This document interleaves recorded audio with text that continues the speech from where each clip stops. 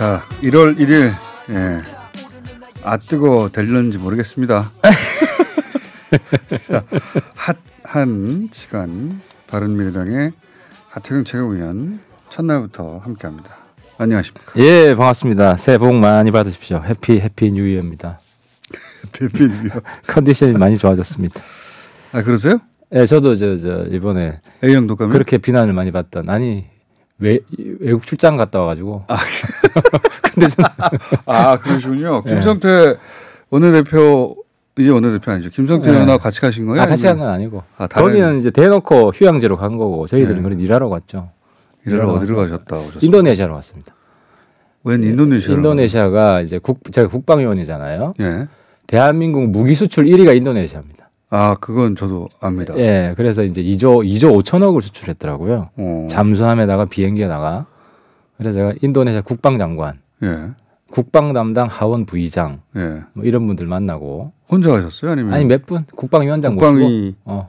소속. 국방위 간사들하고 위원장 모시고. 가셨으면 뭐 이렇게 여러 가지 일 잘 하고 오시지 왜? 근데 분위기가 안 좋아. 죄송하지만 이게 너무 더운 지방에 있다가 예. 이제 그 열탕에서 냉탕으로 한국에 오니까 너무 추워가지고 예. 조금 고생을 좀 했습니다. 감기 드셨어요? 아니 뭐 어제 몸살기가 좀 있었는데 여기 딱 오니까 확 나왔습니다. 우리 공장장 얼굴 보고 내가 확 나왔습니다. 이거 끝나고 가시면 쓰러질 거예요. 그거 다녀오셨구나. 김성태 의원 아니 근데 거기는 정말 외유성이에요? 보시기 어때요? 거기는 그러니까 중요한 일정이 있으면 빨리 못 오죠. 그렇지 않습니까? 실제 만약에 약속이 그렇게 제대로 돼 있었으면 중요한 일정이었으면 그렇죠. 중간에 못 왔을 거예요. 아니 저희도 지금 미팅 일정이 하원 부의장, 국방부 장관이 있는데 그거를 취소하고 올 수는 없잖아요. 큰 외교적 결례죠. 중간에 취소하고 왔다는 자체가 뭐 자세한 내용은 모르겠지만 예. 취소할 수 있는 스케줄이지 않았나 하는 겁니다. 그렇군요. 자세히는 몰라서 내가 뭐라고 말은 못하겠지만 취소했다는 그리고 자체가 워낙 그 욕을 많이 먹어가지고 뭐 저까지 거둘 필요는 없을 것 같습니다. 왜냐하면 본인도 그런 외유를 또 갈 수 있으니까 앞으로. 저는 이제 스케줄 보고 내용 보고 가야죠. 이제 외유라 그러면 보통 이제 밑에 의원들은 그냥 짜주면 같이 따라가는 경우가 많아요. 그래서 이번에 의원들도 정신 좀 차렸을 거예요. 이 스케줄 짜진 거 보고 이게 내용이 없으면 가면 안 되겠구나. 그럴 것 같습니다. 앞으로 더욱더 그래야죠. 과거하고는 많이 달라졌어요. 갈수록 그러고 있죠. 사실 대한민국 정치가 여러 나라들 비교해 보면 굉장히 국민들이 많이 이렇게 투명하게 보고 있기 때문에 그나마 이제 다른 나라랑 비교했을 때는 괜찮은 정치예요. 뭐 그래도 욕을 계속 먹지만. 하태경 TV는 어때요? 여기 나오신 분들 중에 본인 TV 홍보해가지고 10,000명을 못 넘은 경우가 없는데. 없죠. 근데 이제 제가 바른미래당에서는 제가 제일 많은데요. 우리나라 지금 뭐 우리 당의 현실이기도 하고 대한민국 중도 보수의 현실이기도 한 것 같습니다. 아직도 10,000명을 못 넘었습니다. 그래요? 제일 먼저 여기서 소개를 했는데. 이게 지금 그래서 가짜뉴스, 태극기 부대 가짜뉴스 시리즈를 좀 계속하고 있는데도 역시 댓글이 악플이 없어요. 여전히. 악플이 없고 그분들은 안 보고. 안 보고.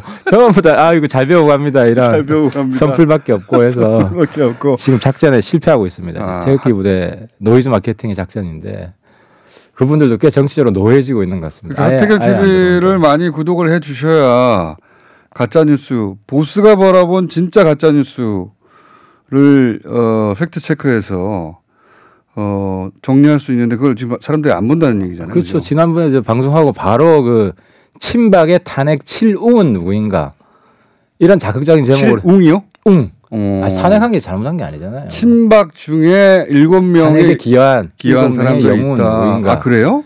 이런 걸까지 이렇게 제목 달아가지고 하는데도. 7웅은 누굽니까? 지난번 얘기를 했잖아요. 그 한 분 말고 또. 그 당시에 친박 8분이 핵심. 이게 친박 핵심들이에요. 7웅이 아니라 8웅이에요? 전체 합치면 9명 정도 되지. 9웅입니까? 9분 되는데 그중에 이제 8분이 그 박근혜 대통령 만나가지고 당시에 이제 하야를 권유했죠. 명예퇴진을. 그러면서 새누리당 당론도 이제 명예퇴진으로 결정이 된 거죠. 물러나게 하는 걸로.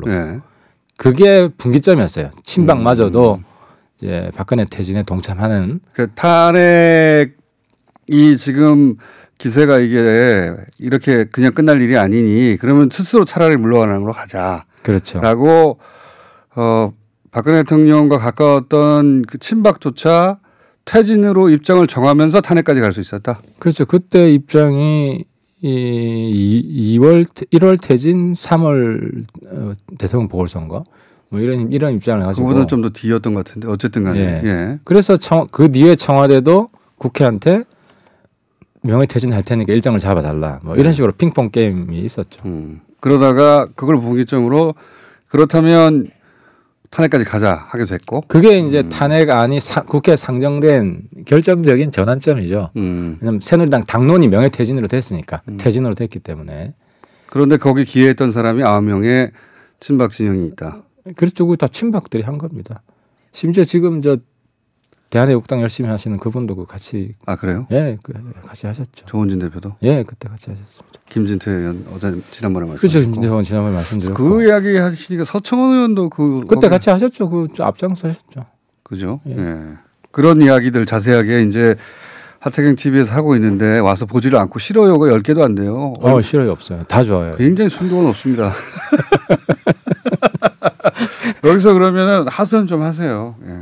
아니 그래서 좀 태극기 부대도 좀 듣게 좀 많이 부르세요. 좀 태극기 부대 지지하는 분들. 태극기 부대도 부르고 그리고 하태경 TV 저희 방송 들으시는 분들은 가서 구독 좀 해주세요. 이렇게까지 구걸 하는데 1월 1일부터. 근데 이 참 힘든 게 그렇다고 제가 문재인 정부 경제 어려운 거 또 성토를 안 할 수가 없잖아요. 그럼 또 문재인 지지하는 분들도 이렇게 구독 별로 안 하세요.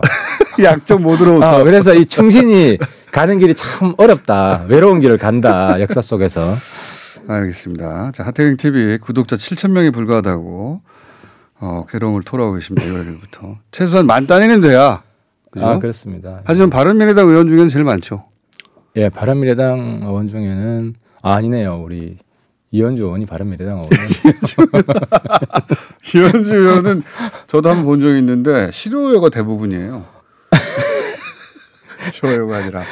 그것도 특별한 재능입니다. 그건 몇 명입니까?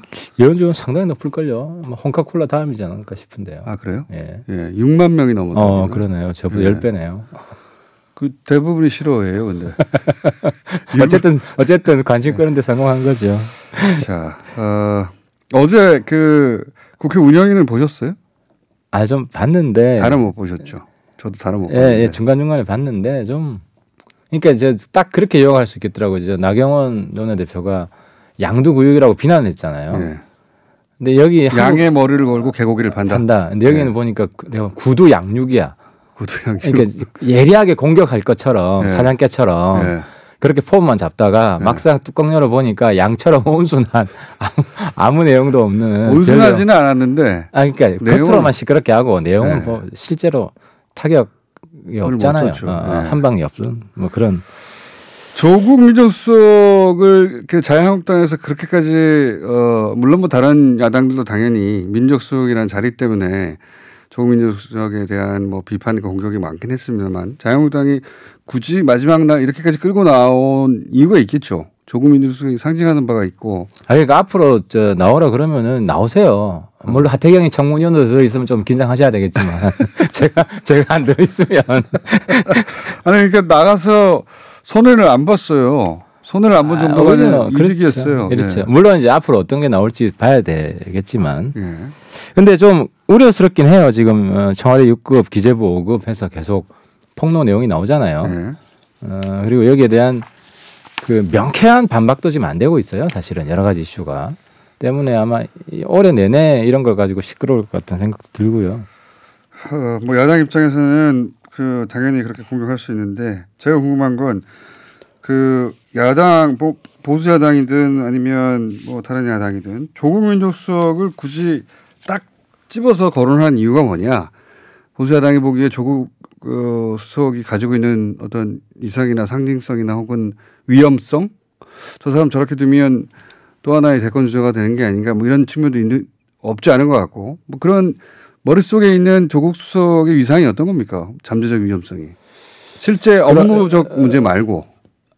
저하고는 좀 다른 것 같아요. 조국 수석은 이제 대체적인 평가가 뭐 일을 그렇게 잘하는 사람은 아니다. 그렇게 평가하고 예, 있다. 예. 그래서 실제로 이게 가장 큰 문제가 조국 수석이 기강을 잡았으면 직원들 이런 그 지금 일탈이잖아요. 권력기관의 수장으로 장악이 부족하다 뭐 이런 지적입니까? 그러니까 제대로 좀 통제를 못한 거 아니냐. 그러니까 정확히 예를 들어 이게 민간 사찰이다 아니다라는 경계선을 스스로 확립하고 일 경우에는 이거 하면 안 된다는 명확한 규정도 없었던 것 같고 그러다 보니까 이제 밑에서 그렇게 의심되는 민간인 사찰로 의심되는 거를 사전에 막지도 못하고 뭐 이랬던 거 아니냐 싶어요. 뭐 업무적으로는 평가 갈릴 수 있는데 제가 궁금한 건 그 보수 야당이 보기 혹은 보수 진영에서 보기에 조국 수석이 가지고 있는 상징성이나 위험성이 뭐냐 이거죠. 업무 말고 정치적으로 충분히 매력이 있는 사람 아닙니까? 그래서 때리는 점도 없잖아 있죠. 물론 그런 게 있겠죠. 근데 이제 그것뿐만 아니라 더 크지 말라고. 글쎄 이분 더 키워줬는데 뭐. 부르면 더 키워주는 거예요. 더 키워줬는데. 자, 그러니까요. 더 크지 말라고 하는 것 있는데 이번에 사실은 불러가지고 더 키워준 측면. 대체로 이제 건드려주면 더 크죠. 사실 정치인도 저는 건드려주는 분이 없어가지고 요즘 무척 아쉽게 지내고 있습니다. 하태경 의원만 계속 건드리지 않습니까 지금? 내가 안 건드리면 안 건드려줘. 홍준표 전 대표에 대해서는 그렇게 많이 건드렸는데 홍준표 대표는 반응이 없습니다. 홍준표 대표가 한 2번 정도 반응을 했죠. 했었나요? 굉장히 감사하더라고요. 근데 인생은 저도 홍 대표는 약간 국민들 이미지가 예능 정치인 이렇게 바뀐 것 같아요. 예능. 그러니까 홍카콜라도 정치인으로서 본다기보다는 그냥 재밌어서. 예능적 감각이 있죠. 예, 실제로 있고. 근데 이제 예능 쪽에 더 치우쳐져 있는 게 아니냐. 그래서 점점. 그분을 비판하면 약간 연예인이 비판하는 예능에 출연하는 연예인이 비판하는 이런 이미지가 생기는 것 같아가지고 저도 이제는 뭐 홍 대표는. 근데 그게 정치인한테 꼭 나쁜 건 아니에요. 그러니까 분위기를 부드럽게 만드는 거니까. 그런데 이제 연예인이 출마해서 당선되긴 또 쉽지 않죠. 진정성이나 진지함이 떨어지면. 별개의 문제긴 한데. 그래서 그분이 아마 당대표 나오면 어려울 거예요. 그럴까요? 네, 어려워요. 나오긴 나옵니까? 뭐 본인이 당선 가능성이 없으면 안 나오겠죠. 여의도에서 나온다고들 합니까? 여론조사를 해볼 텐데 여론조사를 해보고 나올 겁니다. 근데 아마 쉽지 않을 겁니다. 하여튼 여론조사나 여러 가지 그 정황을 보고 나올 수 있는 가능성이 여전히 있다고 보시는 거죠. 갈수록 그럴 가능성이 떨어질 거예요. 좀 안 바뀌는 것 같아요, 사람이. 계속해서 보면 바뀔 분은 아닌 거고요. 이 김태우 수사관 관련한 공방은 어떻게 보세요? 이게 공익제보다 아니다. 이건 비리 연루자다. 이렇게 확 시각이 나뉘잖아요. 의원님 보시기는 어떻습니까? 그러니까 이게 뭐 전 세계에 똑같이 있는 건데 메신저가 어떤 흠이 있다고 해서 메시지가 다 가짜 뉴스냐? 그건 또 아니거든요. 예를 들어 어저께도 뭐 신재민 기재부 5급 그 친구도 보니까 학원 강사인데 이제 먹고 살려고 하는 분명히 보이잖아요. 자기 인지도 높여가지고.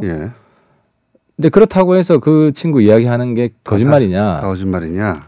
그게 아닐 가능성이 많아요. 예를 들어서 미국도 클린턴하고 뭐 관계를 맺은 여성들이 사실은 책 많이 팔려고 그 이후에 오히려 폭로를 하잖아요. 같이 뭐 관계는 있었다. 네, 근데 책 많이 팔려면 그게 거짓말이면 안 팔리거든요. 사실이어야 많이 팔릴 거 아닙니까? 그러니까 이게 보니까 이 공익 제보자도 신세대형이 나오고 있어요. 과거하고 달리 과거에는 공익 제보자는 나는 순전히 공익만 위한 것이다. 다른 사심은 없다. 이렇게 국민들은 다가갔는데 이제 신세대들은 아니 내가 이렇게 인지도 올려가지고 학원 강사로 성공해 보려고 하는 욕심도 있습니다. 사실 그렇거든 과거에도 그 사심이 아예 없는 게 아니거든요. 그래서 정치적 위상을 얻고. 그래서 정치권으로 진출한 사람도 있었고. 근데 어쨌든 요즘 신세대들은 호박씨 안 깐다. 자기 사심을 그대로 있는 그대로 이야기하는 이러면 난 괜찮은 것 같은데요. 사심을 가지고 있는 건 저도 문제가 아니라고 봐요. 메시지가 진짜 사실이 이제 내용이 팩트인지는 이제 앞으로 밝혀질 문제인데. 그런데 보면 큰 것도 아니잖아요. 지금까지 하던 거거든. 예를 들어서 KTNG 사장 바꾸는 거 역대 해왔단 말이에요. 그죠? 근데 문제는 이번 정권에서도 하면은 그건 안 되는 거란 말이에요. 적폐로 몰았기 때문에. 포스코나 최순실 때 포스코 사장 바꾸려고 한 거 다 드러났잖아요. 근데 이게 대주주가 없는 주인 없는 회사인데. 그러면 이제 보시기에 드러난 건 있냐 이거죠. 그러니까 그래서 국민들이 사실은 과거 정권의 KTNG 사장 바꾸려고 했다는 거 큰 뉴스도 안 돼요. 당연한 거 아니냐. 이제 이 정권이기 때문에 그런 시도를 했어. 이 정권에서 하면 안 되는데 하니까 지금 자세하게 언론이나 국민들이나 들여다보고 있는 거죠. 아직 나온 건 없잖아요. 아니, 그러니까 적폐청산 왜 이렇게 세게 해? 나온 건 그러니까 없잖아요. 너무 성직자처럼 해놓으니까 이게 지금 부메랑이 돼서 다 오는 거예요. 그런 면도 있습니다. 예, 니네는 뭐가 달라라고 이제 때려보는 거죠. 근데 아니, 윤리성이 굉장히 높아진 거예요. 국민들 보는 수준이. 그런 의미에서는 좋죠. 윤리성이 높아지면. 근데 이제 물론 조국 수석이 실제로 그런 적이 있느냐 이거죠. 그만큼 높아진 만큼 엄격한 기준을 적용해서 네. 아주 엄격하게 관리를 못한 것 같다. 어쨌든 조국 수석 책임론이 나올 수밖에 없어요.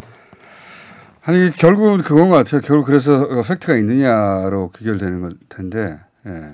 그 여태까지는 이게 팩트다라고 두드려 맞을 만한 게 안 나왔기 때문에 아니 몇 가지 뭐 의심한 건 있죠. 예를 들어 뭡니까 공항 철도 뭐 이건 민간 회사인데 그거 들여다본 거라든지 또 뭡니까 또 코인 비트코인이요? 비트코인 가지고 있는 사람들 조사를 한 거라든지 그건 난 이해가 안 돼요.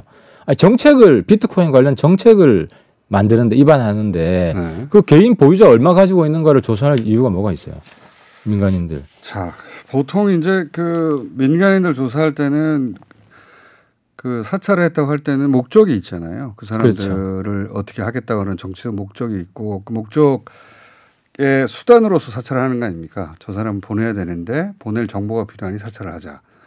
그렇게 연결돼야 되는데 그러면 이제 그런 목적과 함께 그런 수단을 제시해 줘야 이게 사찰로 그리고 그걸 지시했다라고 나와줘야 되는데 아직은 어떤 목적을 가지고 누가 지시하여 그런 사찰이 이루어졌다까지 스토리가 안 나와요. 아니, 환경부 리스트는 의심이 돼요. 한 4명 정도는 잘렸잖아요. 10명은 안 잘리고. 근데 갈수록 민주화가 되고 하니까 중간에 날리기가 힘들어요. 그래서 4명 날린 것만 해도 성과가 있는 거예요, 그게. 자, 그 논란도 뭐 제가 답변할 건 아닌 것 같은데 요 얘기는 입장에 따라 계속 갈리니까. 근데 이 공방은 한참 동안 계속 될 겁니다. 계속. 될 거예요. 예. 신재민 그 친구도 뭐 물러설 것 같지 않고. 야당 입장에서는 이제 니네도 다를 바가 없다라고 하는 공격 포인트를 가지고 있는 것이고 여당 입장에서는 우리는 완전히 다르다라고 하는 거니까요. 그렇죠. 문재인 대통령이 유명한 이야기를 했잖아요. 가장 강한 보복은 우리는 저들과 다르다는 걸 보여주는 것이다.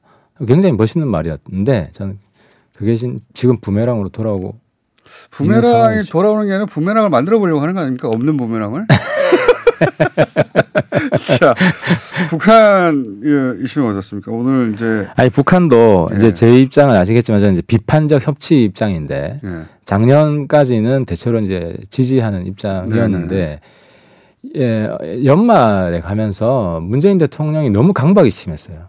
그러니까 예를 들어 내가 한 가지만 말씀드리면 3가지 정상회담을 문재인 대통령이 약속했는데 연내 작년 2018년 안에 다 무산됐습니다. 김정은의 방러, 시진핑의 방북, 마지막으로 김정은의 연내 방한 다 무산됐어요. 그러니까 최저임금 과속과 더불어서 지난 한 해 크게 과속 2가지 과속인데 최저임금 과속 하나가 대북정책 과속이에요. 왜 이런 일이 벌어지냐? 운전자론에 맹점이 있어요. 비핵화 입구로 들어가는 거거든요. 기존에는 신뢰 구축이에요. 신뢰 구축은 서로 소통하고 알아가는 과정이기 때문에 문 대통령 운전자론이 가능했는데 비핵화 문을 열고 들어가면은 어차피 미국하고 북한이 쥐고 있는 거예요. 좀 기다려야 됩니다. 그래서 이제 문재인 대통령한테 나 이런 충신이 없다고 보는데 북한 문제는 언급하지 말고 가급적 북미 정상회담이 되기까지는 그냥 경제에 올인해라. 그럼 다 지지로 올라요. 이건 어때요? 그런 말씀하신 의도는 저도 이해가 가는데 작년 한 10월부터 대통령의 국내 일정의 절반 이상은 이제 경제 관련이에요. 근데 경제 관련 일정이었다는 게 보도가 제대로 되지도 않고 제 말은 뭐냐면 경제에 올인한다고 그 경제에 올인했다라고 보도해 주거나 또는 경제가 어떤 측면에서는 나아지는 측면이 있다거나 혹은 뭐 경제가 이런 측면은 시간이 걸릴 수밖에 없다거나 언론이 이렇게 봐주지 않잖아요. 그러니까 예를 들어 대통령이 최저임금 너무 빨리 올라가고 있다 이런 문제식을 이야기했잖아요. 속도 조절 필요하다. 그러면은 최저임금과 관련해서 우리 당이 제기하고 있었던 뭐 6개월 유예한다든지 인상을 이런 정책을 청와대가 드라이브를 걸어야 되는데 똑같이 주휴수당은 그대로 있고 최저임금 10% 인상은 그대로 가고 정책이 변화가 없어요. 그러니까 뉴스가 안 되지. 대신에 청와대에서 계속 김정은 연내 답방 가능하다는 이야기가 나오니까 언론에서는 계속 김정은 연내 답방 이야기가 나왔잖아요. 어제까지도 나왔어요. 어제까지, 엊그제까지도. 아직도 마지막 날 올 수 있다 뭐 이런 이야기가 나온 게 연내 나는 아직도 이해가 안 돼. 왜 연내 답방에 강박을 그렇게 하셨나. 연내 왔으면 좋긴 하죠. 아니 근데 이게 좋긴 하죠. 올 수가 없었던 게 비핵화가 되지 않은 상황에서 제재 완화를 해야 되는데 한국이 제재 완화 선물 줄 수 있는 게 없어요. 김정은이 내려온다고 해도 아무런 선물을 가지고 못 들어가는데 왜 내려옵니까? 아니 뭐 그건 결과론이긴 한데 의원님도 올 수도 있다고 생각하셨잖아요. 아니 나는 굉장히 어렵다고 생각했어요. 실제 내가 그 비판을 많이 했고 연내 답방 불가능하다 거의. 알겠습니다. 자 그럼 의원님이 연내 답방 안 된다는 걸 맞춘 걸로 하고요. 제 기억으로는 오면 좋다고 하셨는데 그러니까 안 된다고 연초에도 답방 그렇게 강조하지 말고 북미 정상회담 이후에 아예 김정은 마음 편하게 내려와라. 이렇게 북한에 메시지를 주고 경제에 집중해라. 알겠습니다. 제가 아까 드린 질문은 경제에 집중하더라도 언론이 경제에 우호적으로 보도해주지 않는다는 얘기. 예를 들어 최저임금 하나만 해도 내년에는 동결하겠다. 이런 이야기만 내더라도 제가 최저임금 동결법 며칠 내로 발의를 할 건데요. 올해만이라도 그러면 경제 분위기 확 살아나죠. 글쎄요. 많이 살아날 거예요. 지금 어려움이 진짜 최저임금 인상 때문인지도 따져봐야 될 일이기 때문에. 아직까지 따지고 있으면 이 정권 희망 없다니까요. 이제는 이거 바꿔야 돼요. 바로 바꿔야 돼요. 우리나라 자영업자가 얼마나 많은데 지금 자영업자들 아우성이 지지율로 나타나고 숫자가 다 말해주잖아요. 이건 내 말 들어야 돼. 이 뉴스 공장에서도 하태 이야기대로 최저임금 올해 동결하면 지지율 오른다. 아 진짜 올라요. 아니 책임지지도 못할 얘기를. 어쨌든 바른미래당 하태경 최고위원이 바라보는 올해 지지율을 다시 끌어올릴 방안은 최저임금 동결로부터 시작되는 것이다. 최저임금 동결하고 30인 이하 주휴수당 폐지. 알겠습니다. 대기업은 주휴수당 받아왔는데 거의 30인 이하는 안 좋았던 거거든요. 이렇게 해가지고 하태경 TV 구독자 늘어나겠어요? 중시는 외롭다는 말씀 다시 한번 드리고. 자, 7,000명에 멈춰 있습니다. 예, 하태경 TV. 1월달 내로 1월달 너무 멀다. 첫 번째 안에. 주 일주일 안에 10,000명 통과하는 것으로 10,000명 통과 못하면 하태경 TV 더 이상 안 하는 것으로. 10,000명 통과 안 하면 태극기 부대 가짜 뉴스 그건 계속 해야지 그래도. 이거는 뭐 안 해도 계속 해야 됩니다. 알겠습니다. 그러면 계속 하셔야 되는 이 10,000명을 통과시키는 것으로 다음 주 나오셨을 때 10,000명 넘어가는 것으로 하죠. 그래 아무튼 올해 평화도 그렇고 경제도 그렇고 다 잘 됐으면 좋겠습니다. 어쨌든 경제 바로잡기 위한 우리 바른미래당 하태의 노력은 계속될 겁니다. 평화도 잘 되면 끝까지 지지할 겁니다. 자 오늘 여기까지 하겠습니다. 감사합니다. 네, 감사합니다.